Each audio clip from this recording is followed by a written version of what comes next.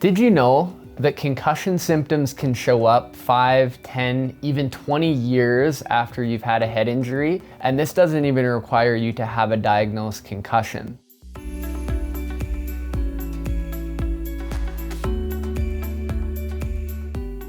Hi, I'm Corey Deacon from Nirvana Naturopathic Medicine.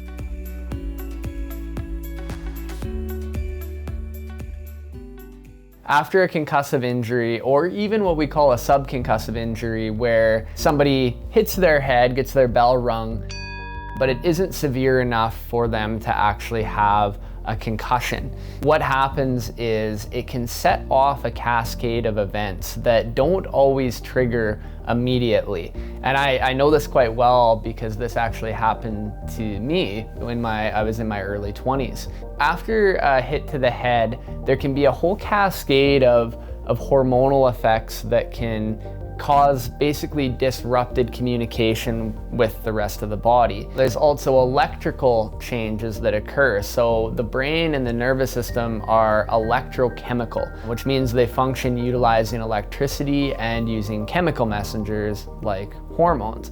So communication deficits occur kind of widespread. You'll get direct communication problems within the brain, which cause a lot of issues with memory, brain fog, concentration issues, in some cases mood regulation problems, sleep issues, word retrieval problems, difficulties with reading, difficulties with comprehension. So almost every function of the brain can be impacted. Now, the slow onset of symptoms that happens over kind of, a 5-year, 10-year, 20-year period occurs because of hormonal signaling that can be disrupted. There's something called Chronic Inflammatory Response Syndrome, where people can start getting symptoms of inflammation throughout the body. So headaches, migraines, arthritis problems, because of the communication issues from the brainstem down to the gut into what we call the enteric nervous system, and the effects on a nerve called the vagal nerve, which is the nerve that triggers the rest and digest state in the body.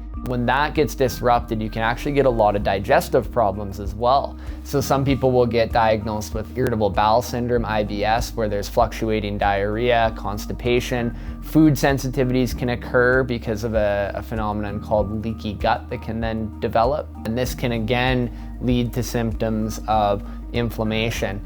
That circulated problem in the digestive tract can actually begin affecting serotonin, melatonin, and dopamine systems within the brain. So our motivation can be affected. We can develop anxiety, depression, sleep problems. One of the last features of issues that happen due to problems with a concussion or a subconcussive injury is structural related issues. So because of the upper neck and the sensitivity of the upper neck to forces, you can actually get problems where the upper neck actually twists slightly or lateralizes slightly. And this can cause problems with venous blood flow out of the brain, so the ability for the brain to clear CO2.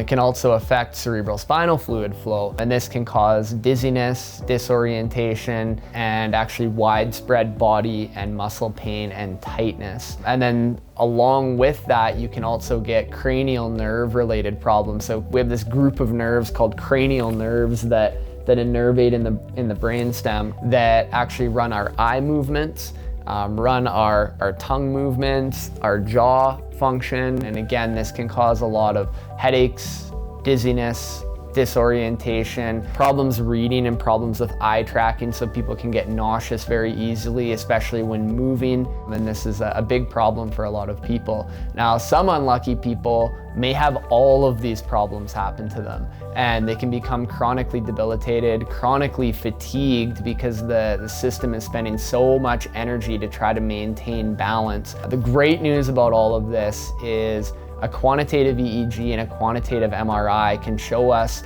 exactly how these problems have manifested, and we can actually get a program in place that can start beginning to reverse these problems, and most people can become fully back to functioning state within usually 6 to 12 months. And so some of these treatment protocols include neurofeedback, which is one of the most fascinating therapies I've ever worked with, that actually helps retrain the communication in the brain, upper cervical chiropractic techniques, nutraceuticals, peptide therapies, hormone therapies, and anything else that we need to actually get everything stabilized in the body again.